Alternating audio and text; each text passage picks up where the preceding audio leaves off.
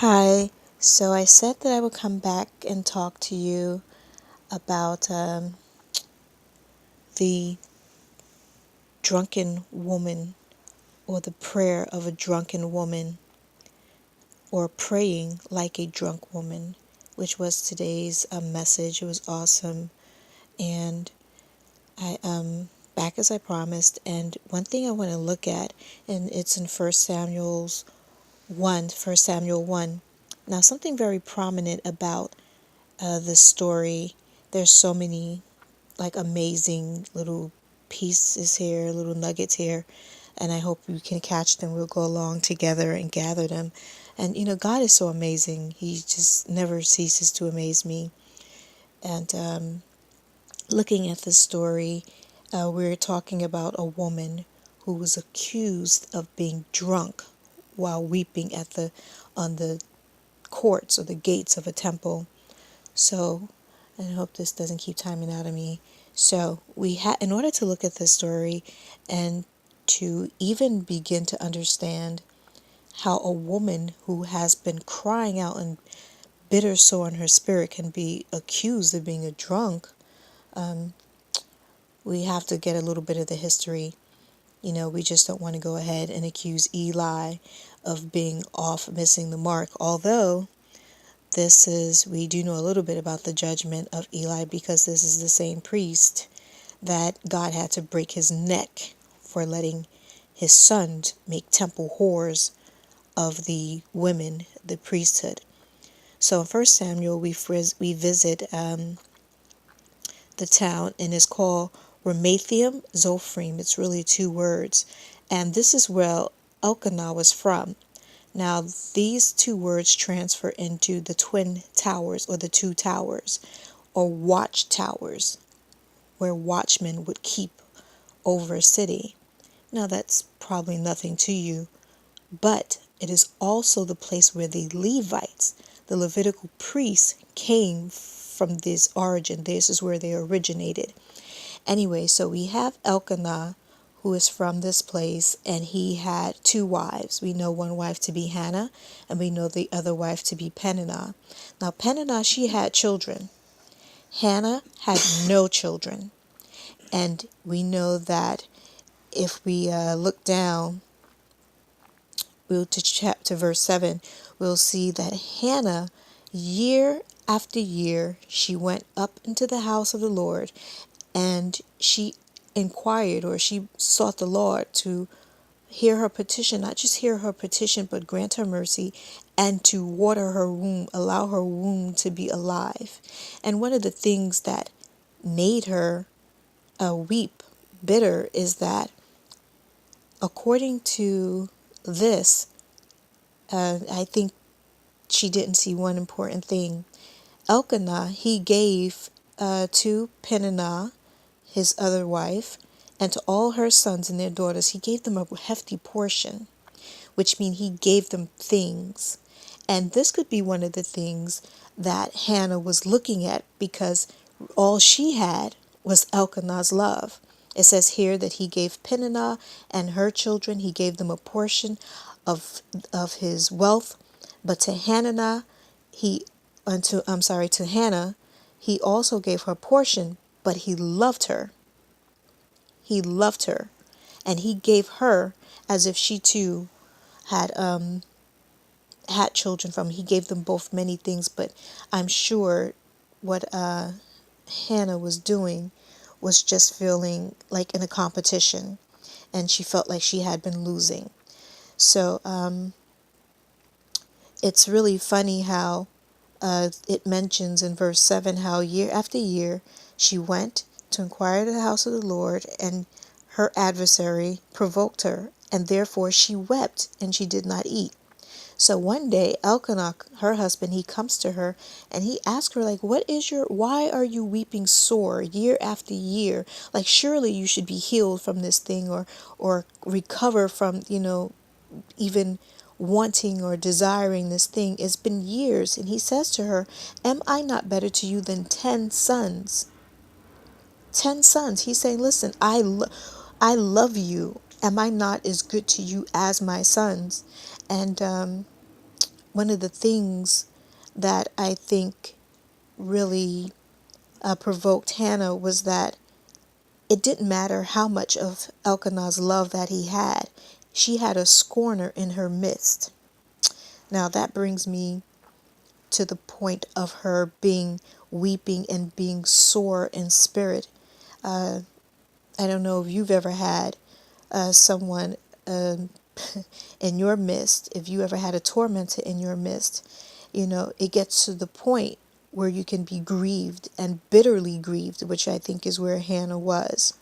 So anyway, we come over and we see that Hannah, after she'd not eaten, and after everyone else had eaten and drank, she went up.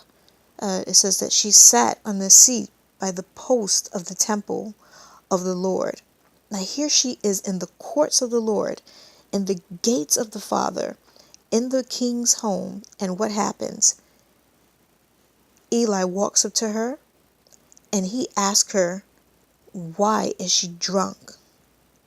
Now, I don't know about you, but that's like pouring salt into a wound. Here she is weeping. She's not at home where she doesn't get support. Elkanah just doesn't understand. Like, yo, girl, I'm loving you. I'm giving you all of me. And it's not good enough for you. Like, what's your problem? And then she leaves her home and she goes to the church. And she can get no refuge. She's accused of being a drunkard by Eli, who was a priest. Now, we don't have priests out of Catholicism. We don't have priests. But we do have pastors and spiritual fathers. And Eli was Hannah's pastor. He was her spiritual father. He walked up to her, unable to recognize the sorrow, the grief in her spirit, and he accuses her of being a drunk. That means that Hannah was praying her heart out. And what makes him accuse her, we know, is the fact that her mouth must have been moving fervently. And he could not, of course, the prayers are between her and the Father, and he didn't understand her. But I also imagine her demeanor in this, if you will. Now, if you've ever seen a drunk person, they're never completely upright. They're always slouched over. They're always like looking as if they're about to topple, or if they can't stand up on their own.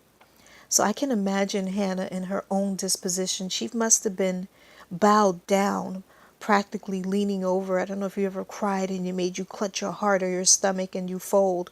But I could just imagine that this must have been her disposition. She was not herself. That Eli, a priest, will come up to her and accuse her of being drunk at the church in the temple. And what really I just admire Hannah for, and I can see why God granted her petition, and I can see why Eli had to intercede for her petition, because not only was he wrong and guilty of accusing her of something ungodly, but he must have felt in his spirit she remained humble. She remained humble. Even in the face of her accuser, she remained humble.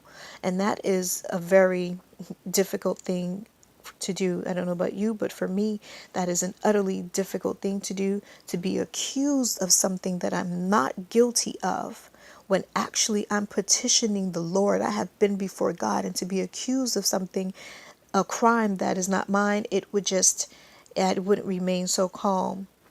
But one of the things that I really love, outside of all those other points that I pointed out, with Elkanah coming from the land of the priest, establishment of the priesthood, the Levites, and him being married to a woman who gave him children and sons, to Hannah being a woman who her womb was barren, and for her to go up to the Lord year after year, make a petition pleading for the Lord to hear her and to listen to her case. Now, those are really good points.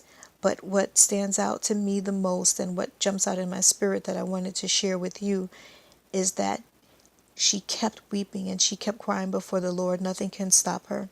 It clearly says that she went year after year after year. And I think about how many times I must have been in predicaments. And if I don't get my answer tomorrow, if God does not answer me tomorrow, I'm like, okay, God, I'm going to pray one more time. I'm going to pray one more time. I want an answer. But I look at how much courage it took for Hannah to go repeatedly to the Lord and to never give up.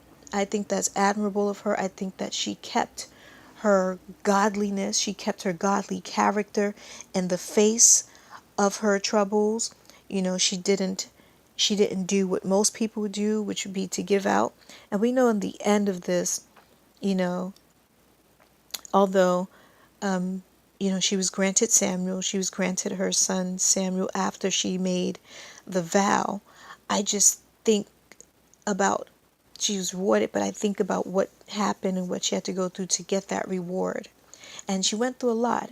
And for her to even be mistaken by a priest for being a drunk means that Hannah must have been praying really hard. She prayed fervently, and I've been in those cases, in that predicament where you just got to pray. You don't care what people think. You don't care how it looks. You don't care what they're saying. You need God. I don't care what I'm wearing today. I need God. I don't care what type of shoes I have on today. I need God. I don't care who's looking at me. I need God. I don't care if my enemy's watching. I need God. Hannah prayed until she was accused of being a drunk. That means she prayed and she prayed and she wept and she poured out her spirit unto the Lord. And I don't know if you're in that type of situation now. I have been in a situation where I just needed nothing but God, and I didn't care what it looked like. I didn't care who was around me. I just had to get an answer from the Lord. So I think that we should take away from this story the moral of this is not just persistency, because God is a just God. He will reward you. He will reward you if you stay consistent, and He will reward you. Everyone says it's God's timing, but it took for Hannah to make that vow for God to release her miracle.